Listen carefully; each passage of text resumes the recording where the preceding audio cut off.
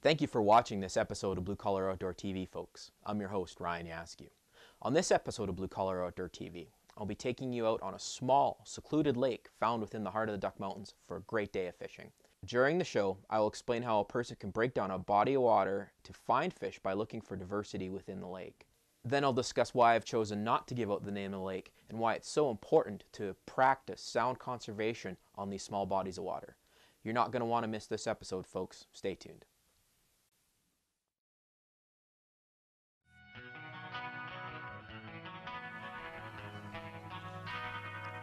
I've grown up hunting and fishing.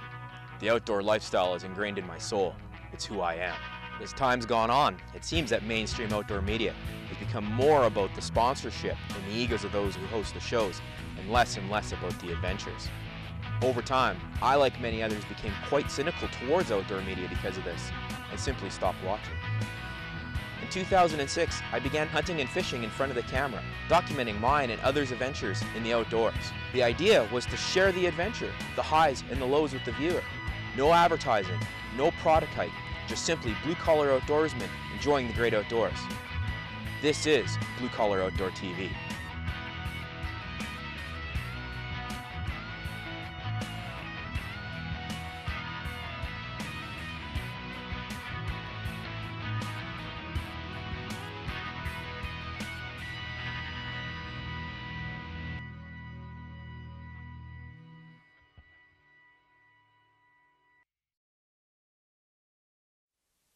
I hate to say it, I was actually bear hunting when I filmed this episode for Blue Collar Outdoor TV.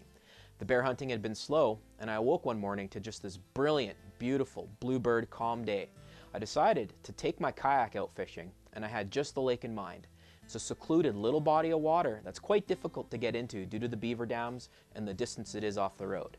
But after doing all that hard work, I knew I was going to settle in for a great day of fishing.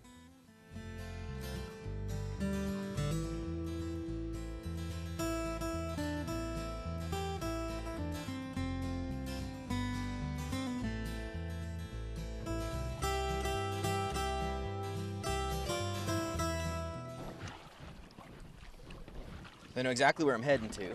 There's this creek that flows in here right on the east side of the lake that this time of year, we're in early June, I believe today's the 5th, that there's pike literally just stacked up in the little opening where this creek flows in. I've done really well on this lake in the fall off of a main lake point, but that's kind of something to do with fishing, is you have to understand seasonal movements of fish to be successful. And I know that in September, October, fish are generally going deeper. They find the warmer water there, they're starting to get ready for the winter, for ice on, and you'll find them, you know, usually off of a fast break into the deepest part of the lake, off of a point, and that's where we've caught some massive pike.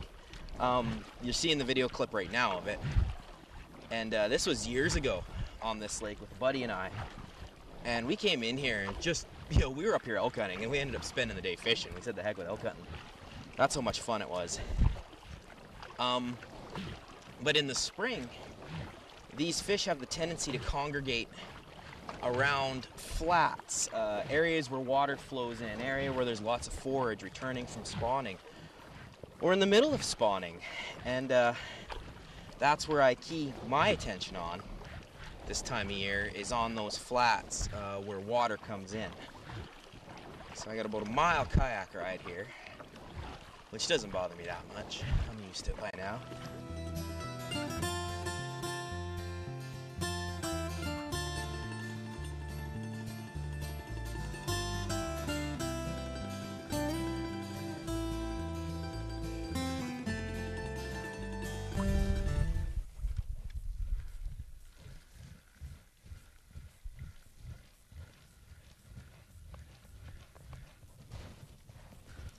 Got one on. It took that long. Of course, I'm on the wrong side here of the boat. Just a little fella. So we'll swing him around to this side. First cast. That's the way she goes. And did he engulf it? Oh my God. I love this spot. First cast. That's just great. Just a little northern. But that just goes to show you the aggression here in these northern lakes sometimes. I love getting wet too. You know, just I love being splashed by these things. First cast. That's just freaking dynamite. Come on. There we go. Just a little northern. Unfortunately, I think I'm going to have surgery to do here. Got it. There we go. Wasn't as bad as I thought it was going to be. The little guy go. But it was that easy. First cast. When they're aggressive, they're aggressive. And that's what I like about this little lake, is that the fish in here can be uber aggressive. And there's lots of them as a rule. Let me tell you one thing I'm going to do when I get back to camp is tear this reel apart and give it a bit of an oiling. Yowzers. She's not really in the best shape here. A little stiff. Little stiff. Oh, there we go. Didn't even feel him hit. Little guy. Losing my light, but that's okay. Yeah, just a little northern. You know, again, just covering water.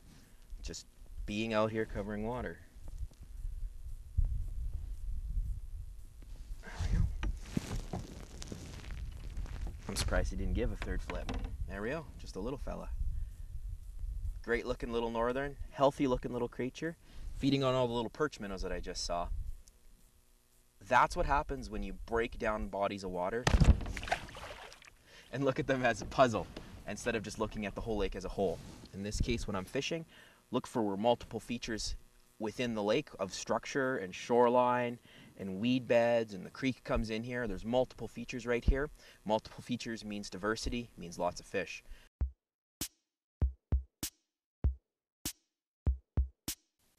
I have to be honest, I love fishing out of my kayak, but this type of boat doesn't have the space for much other than some tackle, rods, and myself, especially with all the video gear that I have on board. Many fishermen rely on electronics such as depth finders and underwater cameras to help them find fish. Kayak fishing doesn't afford that type of luxury, so I've learned to look for clues of diversity both on the surface and from what I can see under the water. With most situations in the wild, in this case in the lake, the fish need a diverse living environment to thrive. For fish, it's to provide cover for forage fish to hide in and for predatory fish to ambush them. Things such as beaver houses, rocky points and weedy flats off of creeks all contribute to the diversity within a body of water. And these places are great areas to look for active feeding fish. So I'll even go one step further by scouting a body of water using Google Earth. I'll then look at the lake from above and use Google Earth to pinpoint locations to key on that should hold fish. By doing this, I'm able to find a high level of success without the tools and gadgets that larger boats can carry. Man, this wind is pushing me into shore. I think I'm gonna lodge myself up onto the shore and see what happens. Got some nice logs to battle with here. This is a spot where a couple of years ago, I lost an honest-to-God monster fish. If the wind doesn't want to cooperate with me, then I will just wedge myself into shoreline here somewhere and fish like this. I lost a monster in here a couple of years ago doing this. Got one. Oh, it's big.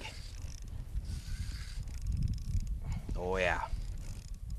Yeah, there it is.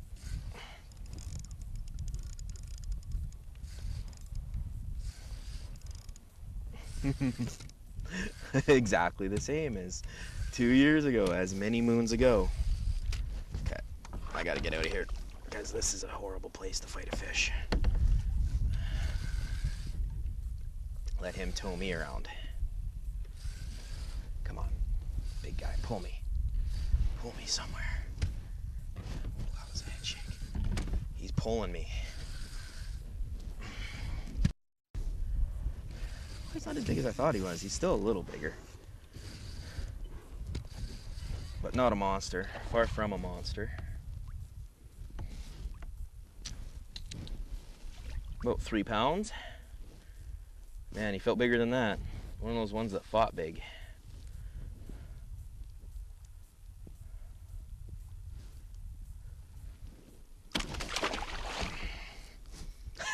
everything gets wet. Everything that I own gets wet.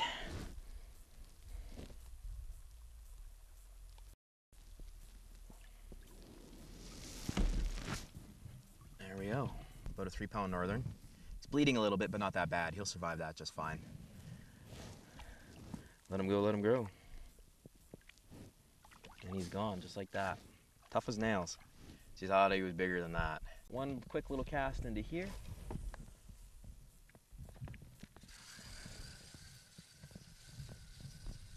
See if we can find an active fish there. And there was, and I missed him. And he's on it again. Got him that time. Oh, he came off. Oh, that's what I hate about treble hooks. I don't get along well with treble hooks. He's after it one more time. Got him. He hit it right in front of me. I saw him hit it. I hope that came on the second camera angle because he chased it right up to the boat and nailed it right here. That's dynamite. That's awesome. Oh, I love fishing for these pike. I don't like when they give me a shower though. They might be telling me something though. It might smell bad.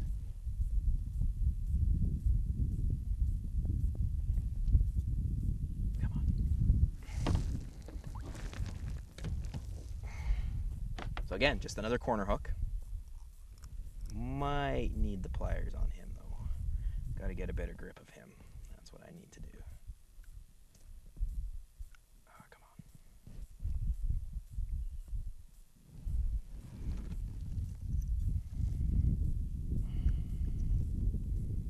This is the problem with pike, is they have the tendency to be really aggressive and take things deep really quick, and this he did. He's hooked good. He's hooked in the tongue, but it's just in an awkward place. So I will just reach in. I could reach in with my fingers and run the risk of getting bit really hard. So instead, I will not take that risk. The nice thing about barbless hooks is usually you can get the hook out of their faces pretty quick. There we go. Just like that. Another little northern, you know, just a little hammer handle, what we'd call a hammer handle or a snot rocket. About a pound, pound and a half. And they just provide so much fun. And now I can see why there's so many fish here. The shoreline is literally littered with dead trees. And they must be, I can see the forage right here. I can see the perch and all that stuff. And that's what everything's relating to. So that's a good sign. I never knew about this spot. Now I know.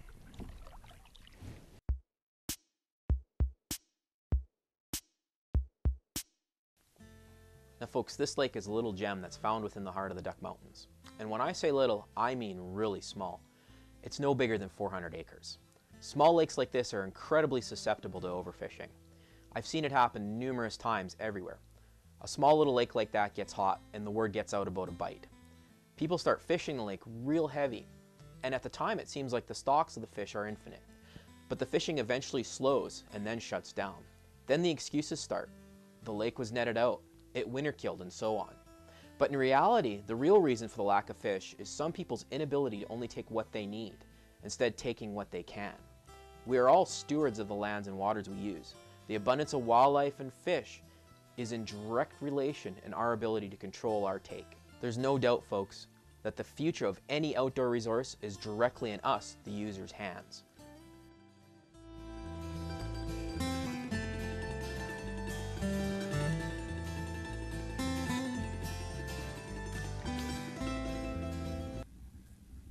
Got him. I knew there'd be a fish in there.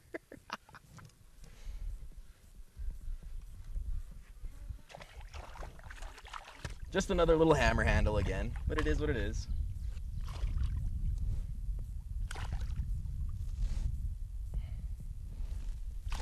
And they're trying to drive that hook into my mouth, into my face, or into my hand. I'm so excited that I'm forgetting what I'm saying. But again, just another little guy, but thoroughly enjoyable. Just fun to catch. I haven't had a good day fishing probably in 2 years, to be honest with you. So I'm enjoying this. Let them go, let them grow. Sayonara, sucker.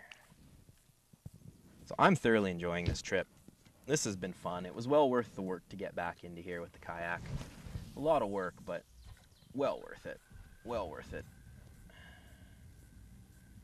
2. Oh, got another one. Oh, I missed him. You got it again. This is just a little guy, and I was singing. This is yeah, just a little filler. But hey, fun is fun. Uh-oh. Poor little guy. Hooked him in the eye. Oh well. Oh hey, he's got a leech on him too. He's having a bad day. See that? He's got a leech on the bottom of him. Oh, I didn't get him in the eye. I just got him in the lining around the... So there you go. Just a little guy. That's actually the smallest fish of the day. And you know, I'm going to do him a gigantic favor. I'm going to pull that leech off of him. And let him go, let him grow. You know, you think they would show a little appreciation for letting them go by not splashing you? But no. They got to soak you. I can barely see out of my glasses. That's how much water I have on them.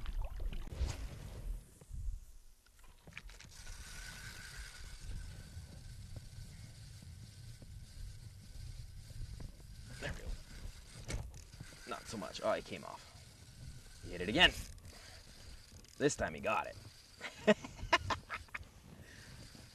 I don't know what to say about this one. I think it's just small. But it right off that beaver house again. And it's sitting there plain as day. This beaver house. Ooh, yeah. Bigger. Plenty bigger. There is the bigger fish from this lake that I know are in here. Holy cow, guy. Oh, no. I got a tangle. There we go. Oh, yeah. Nice fish. I'm going to be a little while fighting this guy. God, he just wants to swim in circles here.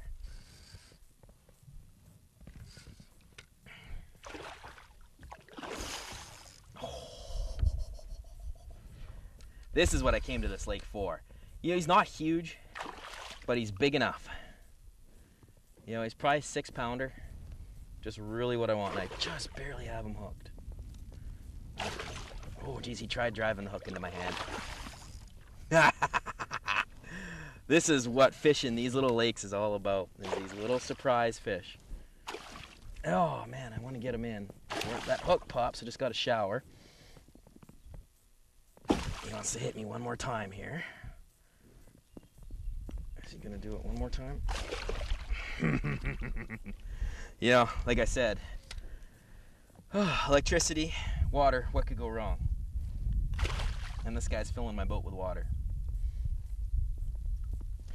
I want to just grab him across the back, but A, he's pretty broad, and B, he doesn't really want to cooperate.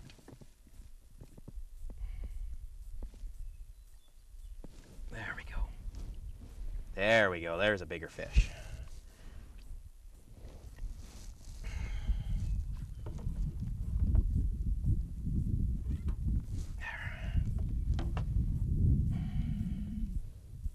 I had one hook into him. That was it. One of my little trebles.